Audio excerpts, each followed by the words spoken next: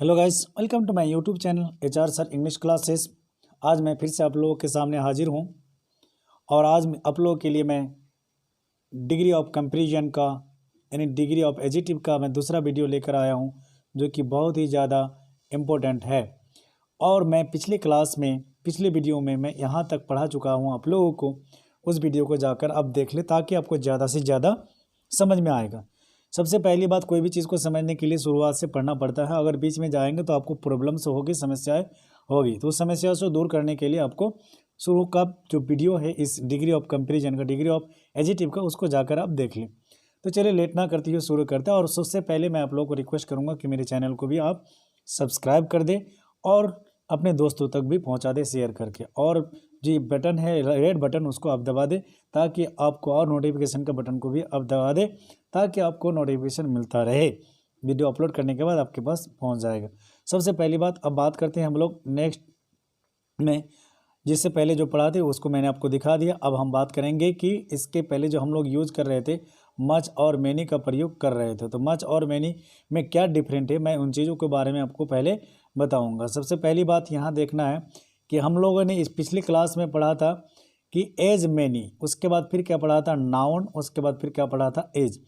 बात यह है कि एज मच और एज मच के साथ यानी अनकाउंटेबल नाउन का प्रयोग किया जाता है और मैनी के साथ काउंटेबल नाउन का प्रयोग किया जाता है। लेकिन इस चीज़ को भी आप समझ लीजिए कि मच के साथ जो अनकाउंटेबल नाउन होता है, अनकाउंटेबल नाउन किसको बोलते हैं, इस चीज़ को भी जान लीजिए। यानी जिस नाउन को हम गिन नहीं सकते हैं, जिस नाउन को हम मतलब उसमें सीधी काउंटिंग नहीं कर सकते हैं, वैसे नाउन को हम क्या बोलते हैं, अनकाउंटेबल नाउन बोलते हैं। जैसे अब बोलेंगे वाटर है, जैसे शुगर है, जैसे मिल्क है, ये सारे क्या आपका अनकाउंटेबल नाउन है।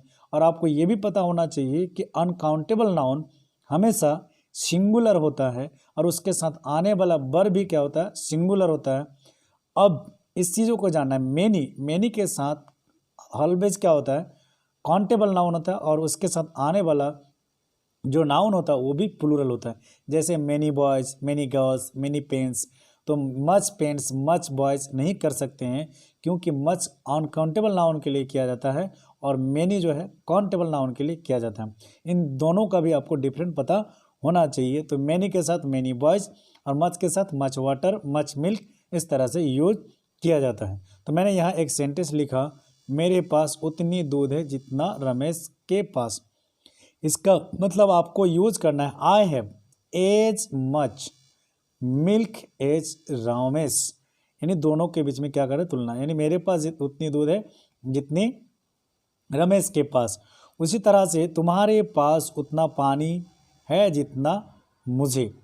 You have as much water, क्योंकि मच के बाद वाटर क्या, अनकाउंटेबल नाउन हुआ। अनकाउंटेबल नाउन मच के साथ किया जाता है, आपको भी मैंने क्लियर बता दिया।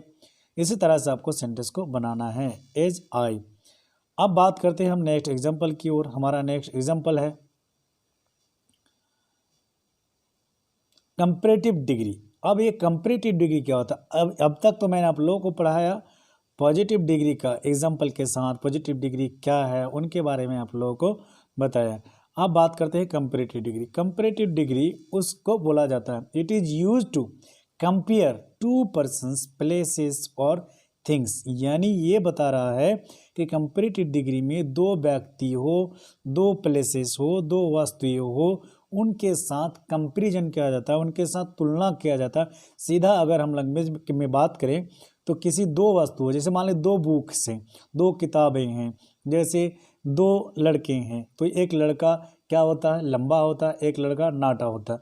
तो दो, एक लड़का लंबा, एक लड़का नाटा, तो दोनों के बीच में क्या करते हैं, कंपैरिजन करते हैं। Suppose that Ram and Sohan, Ram and Sohan, Sohan Ram से लंबा है, सोहन राम से छोटा है। तो इसी तरह से छोटा और लंबा, यानी कहने का मतलब है, मैं अगर एक लकीर खींचता हूँ और एक लकीर क्या लंबा है, एक लकीर क्या है आपका छोटा है, तो ये दोनों वस्तु के बीच में क्या हो रहा है, तुलना हो रहा है।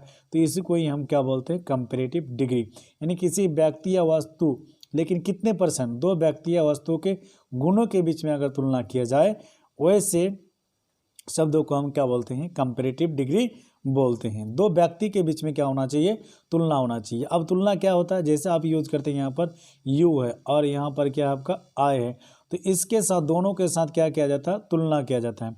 जैसे मैं तुमसे ज़्यादा लंबा हूँ, मैं लंबा हूँ, इसके साथ कोई तुलना नहीं, लेकिन मैं तुमसे ज़्यादा लंबा हूँ तो क्या करते हैं, I am taller than you, मैं तुमसे ज़्यादा लंबा हूँ। यानी दो व्यक्ति या वस्तु के बीच में जब भी तुलना किया जाए गुणों के बीच में, तो वैसे जो को हम क्या बोलते हैं, कंपैरेटिव डिग्री बोलते हैं। चलिए आगे और भी एग्जाम्पल लेते हैं ताकि आपको ज़्यादा से ज़्यादा समझ में आए।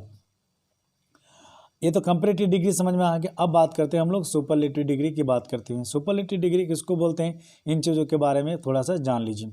Superlative degree it is used when more than two मतलब दो से अधिक पर्सन्स, प्लेसेस और थिंग्स आर कंपेयर्ड, यानी दो व्यक्ति या वस्तु से, यानी किसी भी दो व्यक्ति या वस्तु के गुणों के बीच में अगर तुलना की जाए तो ऐसे चीज़ों को हम क्या बोलते हैं, कंपैरेटिव यानी सुपरलेटिव डिग्री बोलते हैं। सुपर मतलब सबसे ऊपर, यानी दो से अधिक व्यक्ति या वस्तु के बीच गुणों के बीच में क्या किया जाएगा, तुलना किया जाएगा।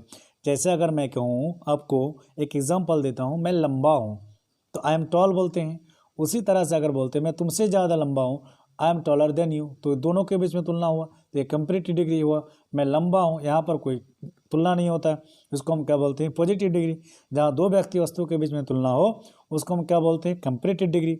और दो से अधिक के बीच में अगर तुलना हो उसको हम क्या बोलते हैं, सुपरलेटिव डिग्री।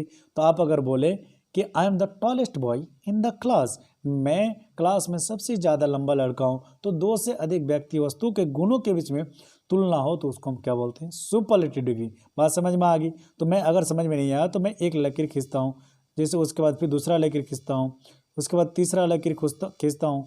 तो इस तरह से आपको समझना आना चाहिए कि ये लकीर क्या है, छोटा है, ये लकीर इस लकीर से क्या है, बड़ा है, ये लकीर सबसे बड़ा है तो लंबा है। इसका मतलब ये समझ में आया कि दो से अधिक ये व्यक्ति वस्तु है, इससे सबसे ज़्यादा लंबा क्या है, ये वाली लकीर है, तो इसको हम क्या बोलते हैं, सुपरलेटिव डिग्री। इसका मतलब ये है कि सबसे अधिक, दो से अधिक व्यक्ति वस्तुओं गुणों के बीच में तुलना किया जाए। पॉजिटिव डिग्री से कंपैरेटिव डिग्री तथा सुपरलेटिव डिग्री में बदलने का नियम। You are the tallest boy in the class, तुम सबसे ज़्यादा लंबा लड़का हो वर्ग में, तो ये सबसे अधिक तुलना की बात करते हैं। तो आगे बात करेंगे कि पॉजिटिव डिग्री से कंपैरेटिव डिग्री और कंपैरेटिव डिग्री से सुपरलेटिव डिग्री में कैसे चेंज किया जाता है, इनको भी आप लोगों को समझना है। तो चलिए वन सिलेबल वर्ड, अब बात करते हैं वन सिलेबल वर्ड की बात। वन सिलेबल वर्ड वैसे वर्ड को बोला जाता है जिस वर्ड को खंड नहीं कर सकते हैं, टुकड़ा नहीं कर सकते हैं, बांट नहीं सकते हैं, वैसे शब्दों को हम क्या बोलते हैं, अनसेलेबल वर्ड बोलते हैं। जैसे अगर बोला जाए स्मार्ट, स्मार्ट को अगर अलग करेंगे तो ये अलग नहीं कर सकते, यंग को अगर अलग करेंगे तो इसको यंग अलग नहीं कर सकते हैं। इसका मतलब ये समझ में आया, जिस वर्ड को हम तोड़ नहीं सकते हैं वोवेल के साथ, वैसे वर्ड को हम क्या बोलते हैं, अनसेलेबल वर्ड बोलते हैं। एक शब्द खंड अनसेलेबल वाले एडजेक्टिव को पॉजिटिव डिग्री से कंपैरेटिव डिग्री में बदलने के लिए ई आर का प्रयोग किया जाता है और सुपरलेटिव डिग्री में बदलने के लिए ई एस टी का प्रयोग किया जाता है। इसका मतलब हम शॉर्ट में समझते हैं कि कंपैरेटिव एक शब्द खंड वाले वर्ड जितने भी होगा, यानी जिस वर्ड को हम टुकड़ा नहीं कर सकते हैं, वैसे शब्दों को यानी वैसे एडजेक्टिव को कंपैरेटिव डिग्री में चेंज करने के लिए उस वर्ड के अंत में हम क्या लगाते हैं, ई आर लगाते हैं। और वैसे वर्ड यानी सुपरलेटिव डिग्री में चेंज करने के लिए हम लास्ट में क्या लगाते हैं, ई एस टी लगाते हैं। इसका मतलब ये समझ में आया कि जो सिंगल वाले एडजेक्टिव वर्ड होगा उसको हम क्या करेंगे, कंपैरेटिव डिग्री में चेंज करने के लिए ई आर, और सुपरलेटिव डिग्री में चेंज करने के लिए ई एस टी का प्रयोग करेंगे। यहाँ समझ में तो आ गया, लेकिन बात यहाँ है कि सर यहाँ जो आपने यूज किए देन का प्रयोग और यहाँ पर यूज किए द का प्रयोग, तो ये भी आप समझ लीजिए कि कंपैरेटिव डिग्री के बाद हमेशा देन का प्रयोग किया जाता है और सुपरलेटिव डिग्री के पहले द का प्रयोग किया जाता है। हर कंडीशन में आपको सुपरलेटिव डिग्री के पहले द का प्रयोग होगा और कंपैरेटिव डिग्री के बाद देन का प्रयोग होगा। और इस देन का मतलब होता है से, और एक T H E N then होता है तब, तो वो देन का प्रयोग नहीं होगा, यहाँ पर T H A N than का प्रयोग होगा। इस बात को भी आपको ध्यान में रखना। जैसे एंग का मैंने क्या किया, एंगर, और साथ में क्या आया, देन, और द एंगेस्ट आ गया। तो यहाँ पर आपको करना है कि सुपरलेटिव डिग्री के पहले द का प्रयोग किया जाता है। टॉल, तो टॉल का क्या हो गया, टॉलर हो गया। लॉन्ग का क्या हो गया, लॉन्गर हो गया। सॉफ्ट का क्या हो गया, सॉफ्टर हो गया। ग्रेट का क्या हो गया, ग्रेटर हो गया। और सबके साथ क्या यूज किए, देन का प्रयोग किए। तो इसी तरह से लॉन्गेस्ट हो गया, टॉलेस्ट हो गया, सॉफ्टेस्ट हो गया, इसी तरह से ग्रेटेस्ट हो गया। इस तरह से आपको पॉजिटिव डिग्री से कंपैरेटिव डिग्री, कंपैरेटिव डिग्री से सुपरलेटिव डिग्री में चेंज करना। पीडी का मतलब पॉजिटिव डिग्री, सीडी का मतलब कंपैरेटिव डिग्री और एसडी का मतलब सुपरलेटिव डिग्री। तो ये आपका पॉजिटिव डिग्री, ये आपका कंपैरेटिव डिग्री, ये और आपका सुपरलेटिव डिग्री। इन चीज़ों को आपको समझना है। तो चलिए आगे बढ़ते हैं और भी एग्जाम्पल के साथ, ताकि आपको ज़्यादा से ज़्यादा समझ में आए।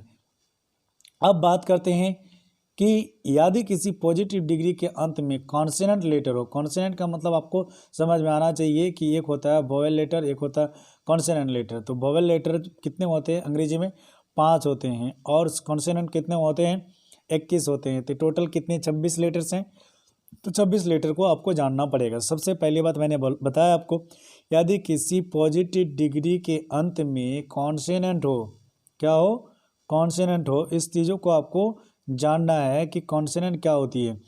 कॉन्सोनेंट को जानते हैं, कॉन्सोनेंट लेटर हो और उस कॉन्सोनेंट लेटर के पहले एक शॉर्ट वोवेल हो, तो उस एजेटिव को, अंतिम लेटर को डबल करके कंपैरेटिव डिग्री में ईआर और सुपरलेटिव डिग्री में ईएसटी का प्रयोग किया जाता है। यहाँ आपको समझ में नहीं आया तो मैं आपको यहाँ समझ रहा हूँ।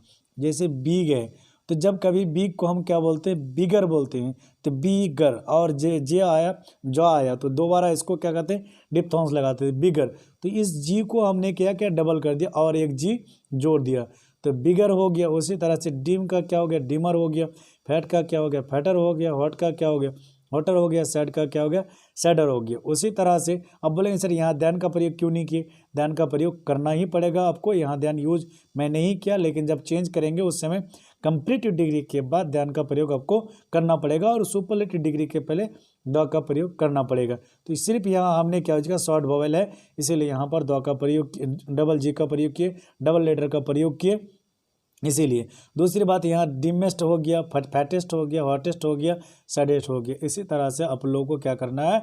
चेंज करना है। अगर इसी तरह से पॉजिटिव डिग्री से कंपैरेटिव डिग्री और कंपैरेटिव डिग्री से सुपरलेटिव डिग्री में चेंज करना है, तो सिलिम का सिलिमर हो गया, सिलिमेस्ट हो गया। इसी तरह से positive degree, comparative degree, superlative degree, और इस तरह से आपको चेंज करते रहना है। यानी ईआर और यहाँ ऊपर इसमें क्या लगाना है? ईएसटी लगाना है। लेकिन इस लेटर को हॉट का हॉटर, इस तरह से आपको प्रोनाउंसेस के साथ भी आपको देखना पड़ेगा। हॉटर, हॉट तो बोले, फिर टर आ गया, इसीलिए वहाँ पर डबल लेटर किया जाता है। इस तरह से आप सेंटेंस को चेंज करेंगे, पॉजिटिव से कंपैरेटिव, कंपैरेटिव से सुपरलेटिव। उसी तरह से थिन का क्या हो गया? थिनर और थिनेस्ट। ये सब आप लोग नोट डाउन कर लेंगे ताकि आपको समझ में आए। मैं इसलिए इस चीज़ों को पढ़ा रहा हूँ ताकि आगे भी आप लोगों को मैं आपको पढ़ाऊँगा तो आपको समझ में आनी चाहिए, नहीं तो फिर आपको प्रॉब्लम्स हो जाएगा। तो चलिए बात करते हैं आगे की ओर।